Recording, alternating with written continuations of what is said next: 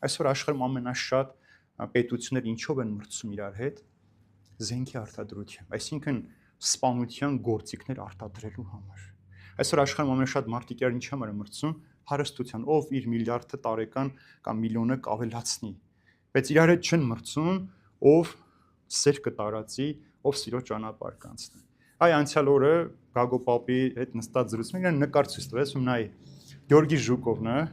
շքանշաններ, ասում երբևէ մտածել ես մարդ սպանելու համար է շքանշան, այսինքն պատերազմի դաշտում դու մարդ ես սպանել, քեզ հերոսի կոչում են տալիս, քեզ արիության են տալիս, ծառայության մեդալ են տալիս, բայց որ բուժքույրը ամեն օր հիվանդի կողքը նստած է, նրան երբեք ոչ ոք չի գնահատում։ Բժիշկ որ իր կյանքից ավելի հիվանդների կյանքից հետեւյակ չկա, հերոսի կոչում չունի, ուսուցիչը չունի, պարզ զինվորականը չունի, ոստիկանը չունի, հրշեջը չունի, հոգեորականը չունի, հերոսի կոչում չի տրվում այդ մարդկանց։ Մենք կեղծ պատվոգրեր գրում են, որ մենք գնահատում ենք ձեր աշխատանքը, բայց շքաները զարդարում են մարդ սպանելու համար։ Այո, դա էլ մեծ պատիվ է հայրենիքդ պաշտպանելու համար, բայց իրականում դու մարդ ես սպանում։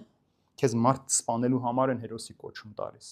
Դրա համար նաև սա էլ հիմարություն, որ մարդիկ ուզում են կռվի դաշտում հերոսանալ, բայց ոչ թե իրական կյանքի մեջ։ Իրական կյանքում շատ հերոսներ կան, բայց այդ հերոսները արհամարհված են, որտեղ արդարությունը, ազնվությունը, սերը ընդունելի չէ աշխարհի համար։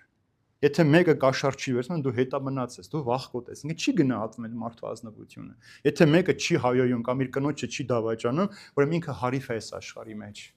Ուրեմն ինքը լավ մարդ չի, ուժեղ տղա չի, որ կարող անել։ Սա է աշխարհի գնահատանքի ձևը։ Դրա համար ասում է, իրենց ինքնահավանության մեջ, իրենց իմաստության մեջ հիմարացան եւ ինչպես Մարգարյանը ասում, հավասարվեցին անասուններին։